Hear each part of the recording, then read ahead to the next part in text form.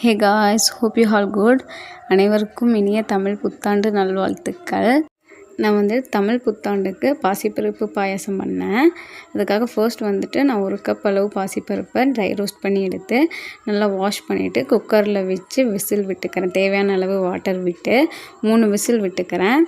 3 whistle விடும்போது பாசிப்பருப்பு நல்லா வெந்திருக்கும். நெக்ஸ்ட் அது கூட 250 கிராம் வெல்லம் ஆட் பண்ணிக்கிறேன். எனக்கு 250 கிராம் ஸ்வீட்னஸ் போதுமாக இருந்துச்சு. உங்களுக்கு ஸ்வீட்டுக்கு ஏற்ற மாதிரி வெல்லமும் சுகரும் ஆட் பண்ணிக்கோங்க. நெக்ஸ்ட் சைட் பை சைட் தாளிக்கிற கரண்டி வச்சு அதில் 3 டேபிள் ஸ்பூன் கீ ஆட் பண்ணி அதில் கீத்தி வச்சுருந்த தேங்காயை போட்டு ரோஸ்ட் பண்ணி எடுத்துக்கிறேன். தேங்காய் துருவியும் போடலாம். இந்த மாதிரி பாசிப்பருப்பு பாயசத்துக்கு தேங்காய் கீத்து போட்டால் சூப்பராக இருக்கும். அதை பாயசத்துக்கு கூட ஆட் பண்ணிக்கிறேன்.